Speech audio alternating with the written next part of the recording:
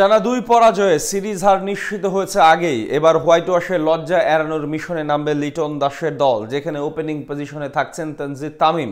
তবে টানা ব্যর্থতায় একাদশে জায়গা হারতে যাচ্ছেন তাওহিদ হৃদয়। এছাড়াও ইনজুরির কারণে শেষ ম্যাচে খেলা নাও হতে পারে বাঁহাতি শরীফুল ইসলামের। সব মিলে হোয়াইট ওয়াশ এড়ানোর মিশনে তৃতীয় টি-20তে কেমন হতে পারে বাংলাদেশের একাদশ, তাই জানবো প্রতিবেদনে। ব্যর্থতা যেন কিছুতেই পিছু ছাড়ছে না বাংলাদেশ ক্রিকেট দলের। একের পর এক ম্যাচ হেরে ব্যর্থ হচ্ছে টাইগাররা। আরব আমিরাতের বিপক্ষে টি-20 সিরিজ হারের পর এবার পাকিস্তানের বিপক্ষেও এক ম্যাচ আগে নিশ্চিত হয়েছে সিরিজ হার। টানা দুই ম্যাচে নিজেদের হারিয়ে খুঁজেছে ক্রিকেটাররা। বোলিং কিংবা ব্যাটিং উভয় বিভাগেই হতাশার পারফরমেন্স উপহার দিয়েছে।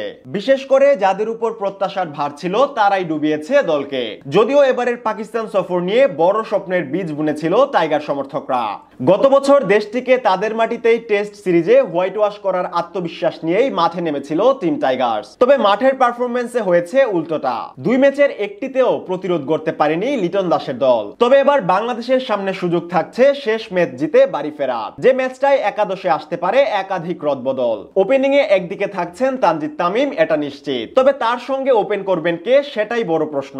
যদিও মাত্র 3 ম্যাচ আগে সেঞ্চুরি হাঁকানো পারভেজ হোসেন ইমনকে বাদ দেওয়ার সুযোগ নেই, সেক্ষেত্রে তামিমের সঙ্গী হচ্ছেন ইমনি। এদিকে 3 নম্বর পজিশন নিয়েও নেই কোনো সংশয়। শেষ দুই ম্যাচের মতো তৃতীয় টি-20তেও থাকছেন লিটন কুমার দাস। অন্যদিকে 4 নম্বর পজিশনে বদল আসছে নিশ্চিতভাবেই। টানা ব্যর্থতার পর এবার একাদশে জায়গা হারাচ্ছেন তাওহিদ হৃদয়। বিশেষ করে তার ব্যাটিং এর অ্যাপ্রোচ হতাশ করেছে সমর্থকদের। তার জায়গায় আরো একবার সুযোগ মিলতে পারে নাজমুল হোসেন শান্তর। আরব আমিরাতের বিপক্ষে এক ম্যাচে সুযোগ পেয়ে খুব একটা মন্দ করেননি টাইগারদের দুই ফরম্যাটের এই অধিনায়ক। 5 নম্বরে দেখা যাবে মেহেদী হাসান মিরাজকে।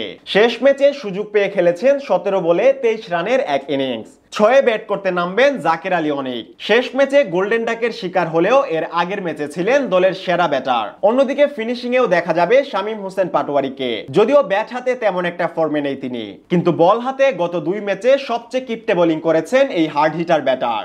স্পিন বিভাগে শেষ ম্যাচেও দলে থাকার সম্ভাবনা নেই শেখ মাহেদীর। তবে প্রথমবারের মতো পাকিস্তানের বিপক্ষে একাদশে থাকতে পারেন বাঁহাতি স্পিনার তানভীর ইসলাম। অন্যদিকে টানা ম্যাচ খেলার কারণে বিশ্রামে থাকতে পারেন রিশাদ হোসেন।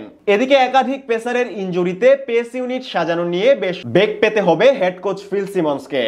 দারুণ শুরু করেও গত ম্যাচে চোটে পড়ে ছিটকে গেছেন শরীফুল ইসলাম। তাই শেষ ম্যাচে পাওয়া যাচ্ছে না যুব বিশ্বকাপ জয়ী এই পেসারকে। তার জায়গায় দলে আসতে পারেন খালেদ আহমেদ। অন্যদিকে থাকছেন ডানহাতি পেসার হাসান মাহমুদ। এছাড়া পেস ইউনিটে থাকছেন শেষ ম্যাচে ব্যাট হাতে চমক দেখানো তানজিম সাকিব। যদিও বল হাতে তেমন একটা ছন্দে নেই এই পেসার। সব মিলিয়ে হোয়াইট ওয়াশ এড়ানোর মিশনে নিজেদের সবটুকু দিয়েই মাঠে নামবে লিটন দাসের দল।